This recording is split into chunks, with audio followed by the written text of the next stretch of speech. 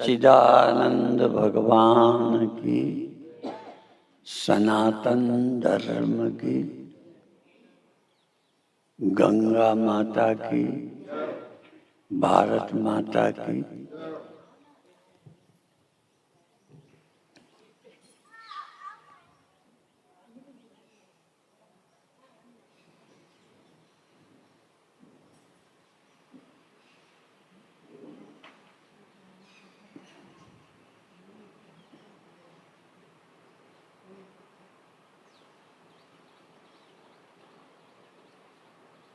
अपरोक्षानुभूति और विश्वास,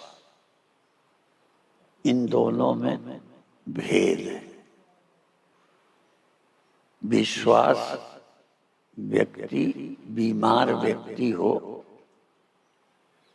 तो वो विश्वास करता है ठीक हो जाऊंगा, इसके लिए वो दवा भी करता है, डॉक्टर के पास भी जाता है। पर बीमार व्यक्ति को कोई ये निश्चय कराए कि तू निश्चय कर कि मैं ठीक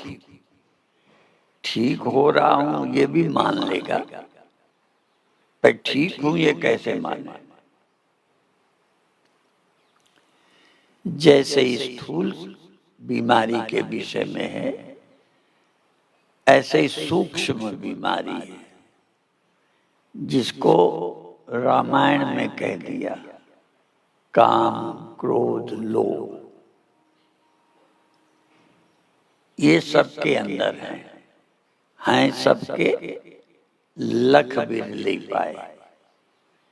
काम क्रोध लोभ हर मनुष्य के मन में है, कोई कोई इसको समझ पा रहा है, कई इसको बीमारी ही नहीं समझते।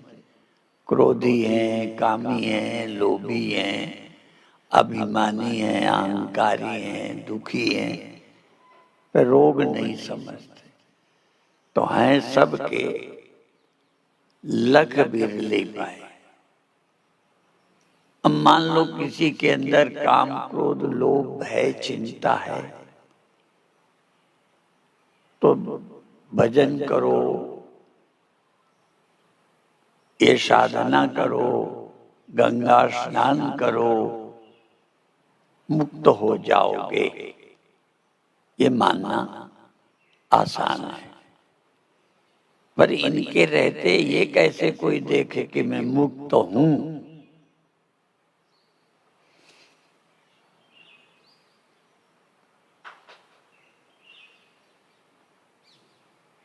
इसी तरह हर व्यक्ति डॉक्टर के पास इस आशा से जाता है कि ठीक हो जाऊंगा, और होते भी हैं।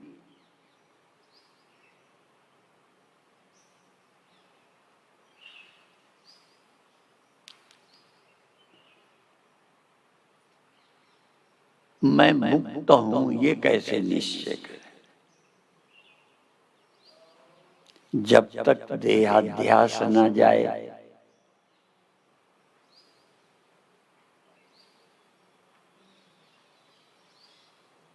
ब्रह्मात्मा के बोध या आत्मनिष्ठा पक्की नहीं हो जाए, कैसे वो मानेगा कि मैं मुक्त हूं।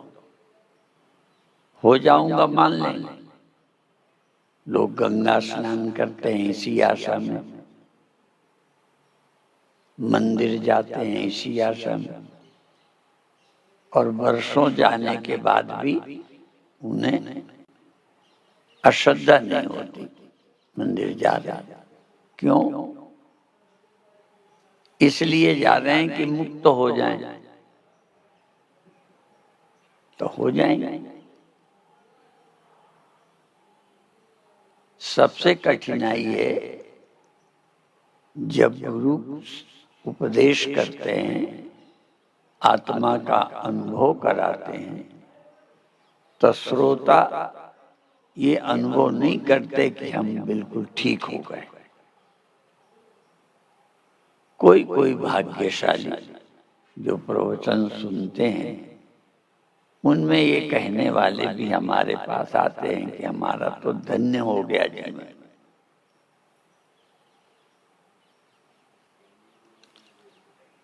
तो सुनने के बाद देहाध्यास नहीं जाता, मन में मेरे तेरे की भावना के कारण राग द्वेष दुख नहीं जाता, ऐसा निश्चय भी नहीं होता कि राग द्वेष मेरे धर्म नहीं है, जन्म मरण है देह का, सुख दुख मन का जान, भूख प्यास गुण प्राण के, सांख्य शास्त्र निर्वाण है, तू सच्चित आनंद रे, शिव हम वाक्य कहो प्यारे।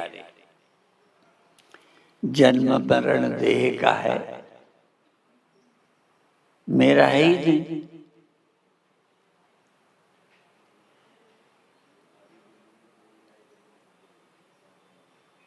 यद्यपि दो तरह के श्रोता हैं, जो बहुत मूढ़ श्रोता हैं वो ये बात सुन करके प्रसन्न भी होंगे, लेकिन जब मृत्यु होगी तो लगेगा कोई लाभ नहीं हुआ। जैसे पहले तैसे अब। और ये भी हम उदाहरण देते रहते हैं कि परीक्षित नाम बहुत अच्छा है।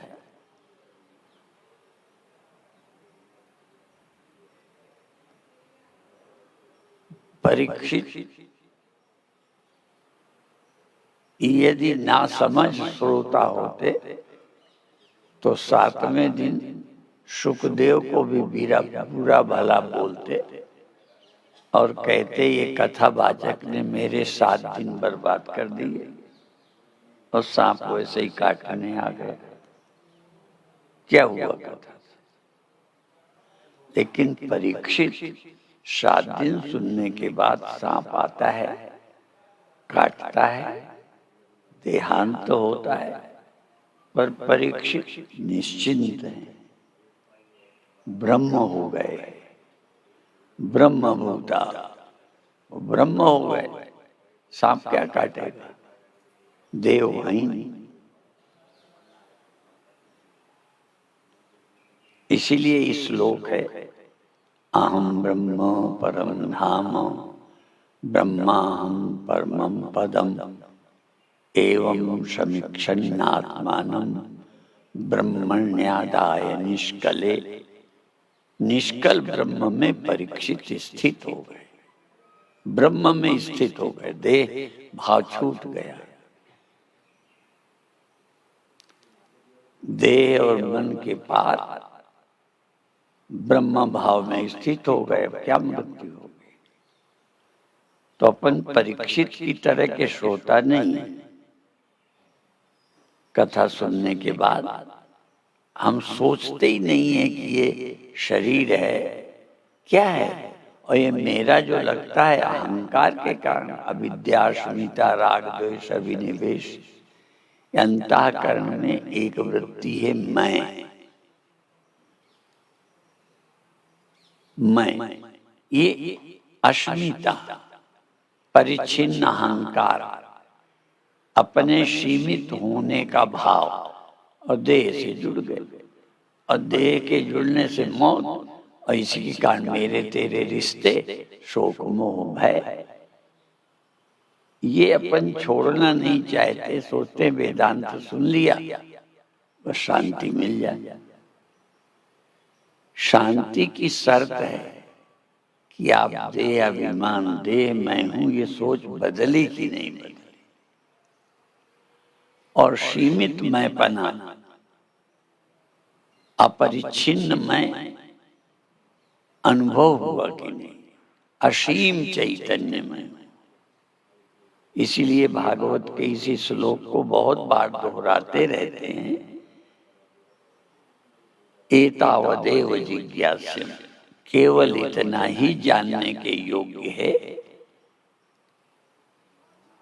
तत्व जिज्ञासुनात्मना, जो तत्व के जिज्ञासु हैं, जो आत्मा को जानना चाहते हैं, उनके लिए इतना ही जानने योग्य। यत्स्यात् अन्वय व्यतिरेक, विधि क्या है? अन्वय और व्यतिरेक के द्वारा विधि भी बता दी, जानने की पद्धति, और ज्यादातर मैं यही बताता हूं। यदि मेरे सारे प्रवचन सुनो तो श्रीमद् भागवत चतुर्थ श्लोकी के चौथे श्लोक पर ही ज्यादा मैं बोलता हूं। श्लोक बोलू ना बोलू, विषय वही रहता है, अन्वय और व्यतिरेक। कौन रहता है, कौन नहीं रहता, इसके लिए अन्वय व्यतिरेकाभ्याम विधि है। ये भागवत के चौथे श्लोक से है। अन्वय माने जो रहता है, व्यतिरेक जो नहीं रहता। तो रोज बताता हूं, जागृत आपका अनुपस्थित हो जाता है, गैर हाजिर हो जाता है। तुम चाहो भी कि जागृत अवस्था बनी रहे, नहीं रख सकते। जागृत चली जाती है, स्वप्न आ जाता है, वो भी बना नहीं रहता। सुषुप्ति आ जाती है, वो भी बनी नहीं रहती। इसका नाम है व्यतिरेक। अन्वय माने जो जागृत में भी बना रहता है, स्वप्न में भी, सुषुप्ति में भी। ये विधि है। वो इस श्लोक में ही कह दिया, ये विधि है जानने की। जो सदा रहता है और सदा नहीं रहता, कैसे जाने? व्यतिरेक, जो ना रहे और जो बना रहे, इसी में ढूंढ लो। इसके लिए कोई चौथे आसमान में नहीं जाना। किसी का खुदा चौथे आसमान में है, किसी का 7वें आसमान में है। हमारे यहाँ भी ग्रंथों में कुछ बातें ऐसी आई हैं, कहाँ रहता है, कहाँ नहीं रहता। पर अधिक हमारे ग्रंथ ये नहीं कहते वो कहीं रहता है, वो तुम में ही रहता है। जो सदा रहता है वो इसी जगह, इसी देह में, इसी मन में है। और न रहने वाला भी यही पता चल जाएगा, उसके लिए कहीं नहीं जाना। और बहुत ग्रंथ नहीं, जीवन का अध्ययन करो। रहता है नहीं रहता खोजने के लिए कहाँ हमें जाना। इसीलिए गुरुओं ने कहा, काहे रे बन खोजन जाए। उसको खोजने जंगल में कहाँ जाना, तो इसी जीवन में खोजना है, तेरे में ही रह रहा है। सदा रहने वाला, न रहने वाला जानने के लिए कहाँ जाना? स्वर्ग जाना है क्या? जो नहीं रहता यहीं देखिए। कौन है जो तुम्हारे रहते रहते चला गया? भले बार बार आ जाता है, कुछ चीजें जाती हैं तो फिर नहीं आती या देर में आती हैं। ये देह जब जाएगा तो तुम्हें खुद ही होश न रहेगा जब दूसरा देह आएगा। पर बचपन गया, तुम्हें होश है। जवानी गई, होश है। ये जल्दी समझ में आ जाता है। पर देह गया, दूसरा देह आया, होश नहीं है। दूसरे देह में पहले देह का होश नहीं रहता। इस देह के पहले कौन देह था, तुम्हें होश है क्या? हम ही को नहीं है। पर बचपन गया, कहाँ पढ़ते थे याद? शादी कहाँ हुई थी, तुम्हें याद? तो कुछ चीजें याद हैं, परंतु इस देह छोड़ने के बाद दूसरे देह में यदि जाओगे, इसीलिए कई लोग मानते ही नहीं। कई लोग पुनर्जन्म नहीं मानते, अगला देह मिलता है मानते ही नहीं, क्योंकि याद रहता नहीं।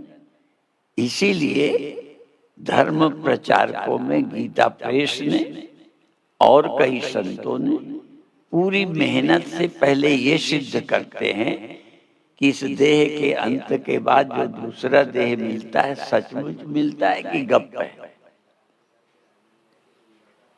साधना तभी करोगे जब ईमानदारी से पता चले कि अगला जन्म भी होता है, दूसरा देह मिलता है और पहले जन्मों के कर्म वहां भोगने पड़ते हैं, तो आदमी बुराई से बचेगा। जो लोग यही नहीं जानते, नास्तिक क्या कहते हैं, यावत जीवेत सुखम जीवेत, जब तक जियो सुख से जियो। क्या पाप है, क्या पुण्य है? कुछ तो खुल के नास्तिक हैं, खुलेआम कहते हैं, जन्म मरण नहीं मानते। कुछ लोग खुल के तो नहीं है, वे बहुत लोग लुके छिपे नास्तिक हैं। आप भी जब गड़बड़ करते हो तो यही सोचते, अरे किसने देखा है। इसलिए यावत जीवेत सुखम जीवेत ऋणम कृत्वा घतम पीवेत, जब तक जियो मौज में रहो, ऋण लेके चोरी करके डांका डाल के मौज में रहो, चाहे जो कुछ करना पड़े आनंद में रहो। पाप पाप है क्या? कौन भोगेगा? आगे रहता कौन है? भस्मीभूत से देह से पुनरागमनम, शरीर जला दिया आएगा कौन? शरीर के अलावा कौन है जो आएगा? ऐसा कहते हैं। तो कई तो खुल के कहते हैं, कई खुल के नहीं कहते, पे जब गड़बड़ करते हैं तो वो भी अंदर से नास्तिक होते हैं। अरे जो होगा देखेंगे, किसने देखा है, सब लिखा है। तो भले हम खुलेआम नास्तिक नहीं है, लेकिन सच्चा मन नहीं लगना, साधना नहीं करना, गड़बड़ करने का मतलब है कहीं ना कहीं हमारी बुद्धि नास्तिक है। आस्तिक होगी तो कोई खुलेआम जहर जल्दी तो खाता नहीं। खीर में जो आपको पसंद है उसमें जहर मिला दें आपके सामने, खीर बना के जहर मिला दें, आपको बिल्कुल प्रत्यक्ष और इनाम भी लगाकर खिलाएं कि 1,000 इनाम भी देंगे, खीर खाओ। अब नहीं खाएंगे क्योंकि 100% पक्का है इसमें जहर है।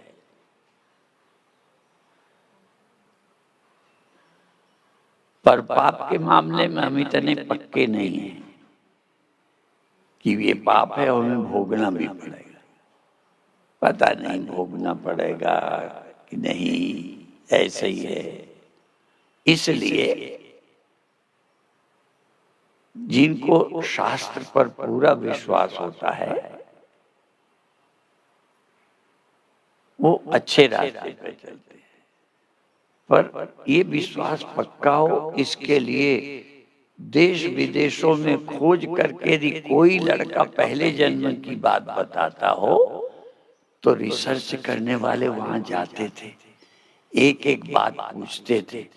उससे पूछते इसलिए थे कि उससे ये होगा कि उसने पहले जन्म की पत्नी पहचान ली, अपना घर पहचान लिया, किसी स्कूल में पढ़ने जाता था बता दिया, सब सही निकला और पहले जन्म में उस नाम का व्यक्ति था जिसने कहा मेरा ये नाम था।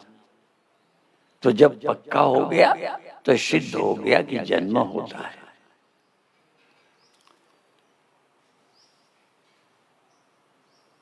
तो बहुत लोग उपदेश कम करते हैं, इस बात को सिद्ध करने की कोशिश करते हैं कि पुनर्जन्म होता है। एक बात तो पक्की हो कि अगला जन्म भी देह छोड़ने के बाद होता है और कर्म के अनुसार होता है। तो आदमी कर्मों में भी सावधान हो। तो कर्म में सावधान होगा और जन्म ना हो यदि उसका कोई उपाय मिलता होगा तो करेगा।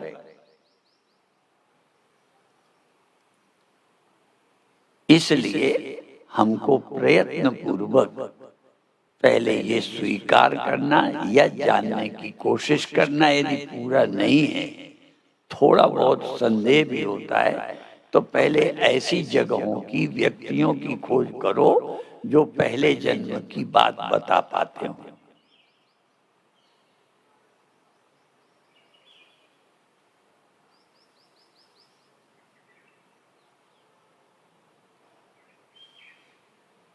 उनसे से मिलना, पूछना, क्योंकि वो भी बनावटी तो नहीं है कि पहले जन्म की बताने की अफवाह हो। तो अपने संशय मिटा लेना। हमें अपनी याद नहीं है, पर यदि कोई ऐसा सबूत हो तो एक ही बात है, नियम तो अलग अलग नहीं। किसी देश के लोग जन्म के बाद जवान होते हैं तो ये केवल भारत के होते हैं कि रूस अमेरिका के भी, चीन जापान के भी होते हैं। तो जन्म के बाद बच्चा बड़ा होता है, जवान होता है, नियम है। तो यदि किसी का भी जन्म होता है तो मेरा भी होगा। ये जानने का ढंग है। किसी का होता है तो हमारा भी होता होगा, और हमारा होता है तो उनका भी होगा।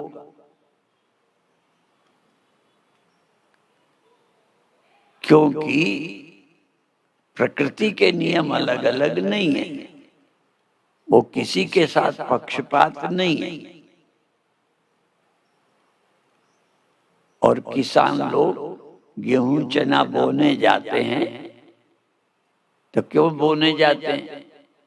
पहले भी लोगों ने बोए हैं, उन्होंने भी बोए हैं, जिसने नहीं बोए लोगों को बोते देखा है, उगते हैं।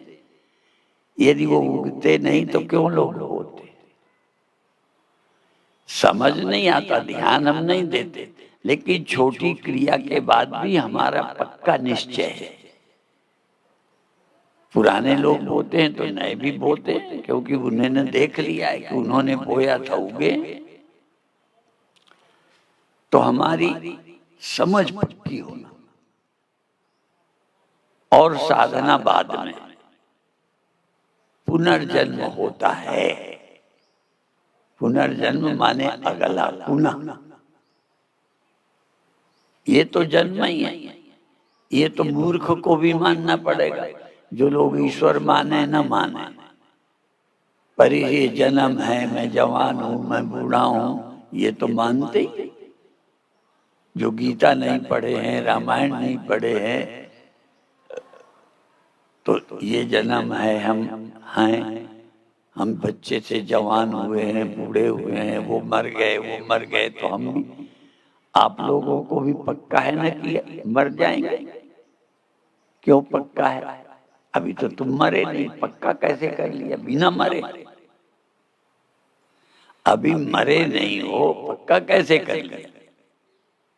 कहते तमाम हमने देखे कि हमारी तरह थे, वो मर गए। यदि कोई मरा हुआ हमने न देखा होता तो तुम न मानते हम मर जाएंगे। तो हमने देखा है, तो हमें भी लगा। ऐसे यदि कोई पहले जन्म की बता दे तो हम भी पक्का हो जाएगा। गीता के कहने पर भी पक्का नहीं होता। गीता कहती है, वाशांसि जीर्णानि यथा विहाय नवानि गृह्णाति नरोपराणि। जैसे कोई पुराने कपड़े उतार कर नए पहन लेता है, तो भगवान कहते हैं ऐसे ये जर्जर शरीर, अनुपयोगी शरीर छोड़कर नया शरीर धारण कर लेता है। गीता कहती है। तभी सब नहीं मानते। भगवान भी कहें, सब नहीं, वे सब नहीं मानते। आज भी गीता को न मानने वाले लोग हैं। लेकिन यदि कोई जन्मा बच्चा पहले जन्म की बातें बताए और जो बताए वो सब सही निकले, उसका पहले जन्म में नाम था, उसकी पत्नी कौन थी, घर कहाँ था, यदि वो सही निकल जाए, एक बच्चा बताए छोटा, तो मानना पड़ेगा। और यदि उसका जन्म हुआ है तो औरों का भी होता हो। इसलिए हमारे पास कोई न कोई एक अनुभव चाहिए पक्का, जिस पर संदेह ना हो। यदि सुनने को भी मिल जाए कि एक पहले जन्म की बताता है, तो जो जिज्ञासु होगा वो वहां जाएगा। कई तो मान लेंगे चलो ठीक है, पर कई जाएंगे, संशय मिटाएंगे, कई उल्टे सीधे प्रश्न करेंगे, जिससे पता चल जाए ये रट के तो नहीं बता रहा। कई छोटे बच्चों को सिखा सकते हैं कि पहले जन्म को बता दे कि मैं वहां का था, मेरी पत्नी थी, मेरे बच्चे थे, तो हमें अपने छोटे की याद आ। एक का मर्डर हो गया था, अगला जन्म जब हुआ तो उसने पहले जन्म में जिसने मारा उसको भी बता दिया, और अपनी बंदूक का लाइसेंस कहाँ रखा है ये बताया, और कौन कौन थे, कहाँ घर था, सब बता दिया। हम छोटे थे तब ये सुनने को मिला था, तो हमें तो छोटे में पक्का हो गया। छोटे थे जब ये घटना बताई गई तो पक्का हो गया जन्म होता है, और ये भी पक्का हो गया कि कर्मों के अनुसार होता है। तो आदमी कर्मों के प्रति सावधान हो जाएगा। जन्म होगा, भोगना पड़ेगा। नहीं, आदमी सावधान नहीं है। जितने गड़बड़ करते हैं ना, ये सब नास्तिक हैं। आस्तिक अधिकतर बुरा काम नहीं करते, और करते भी हैं तो भीतर भीतर भगवान को मनाते होंगे कि हमने गलती की है। कई लोग तो कान पकड़ के अरदास भी करते हैं, माफी भी मांगते हैं भगवान से, क्योंकि वही करने डरने वाला है। इसलिए मनुष्य सावधान तभी होगा जब ज्ञान उसका संदेह रहित, संशय रहित ज्ञान, चाहे आत्मा का हो, चाहे जन्म मरण का हो, चाहे स्वर्ग नरक का हो। जितना विश्वास पक्का होगा उतना ही जीवन सच्चे रास्ते पर चलेगा। तो कल हमको जाना था अयोध्या। कल गाड़ी हमारी नहीं हुई, VIP कोटे में भी टिकट नहीं मिला, तो नहीं जा पाए। आज जाएंगे अयोध्या बैठक में, कल भाग लेना है, आज पहुंचना है। वैसे बैठक तो आजकल बड़ी सुविधाएं ऑनलाइन भी हो जाती है, लेकिन हमारी ये इच्छा भी है, लोगों को भी खुशी होगी और हमें भी जो मंदिर का काम हुआ है आंखों से देख के आएंगे कितना बन गया, क्या हो रहा है। तो आज फ्लाइट से जाएंगे, कल बैठक करेंगे, परसों लौट पड़ेंगे। ओम शांति।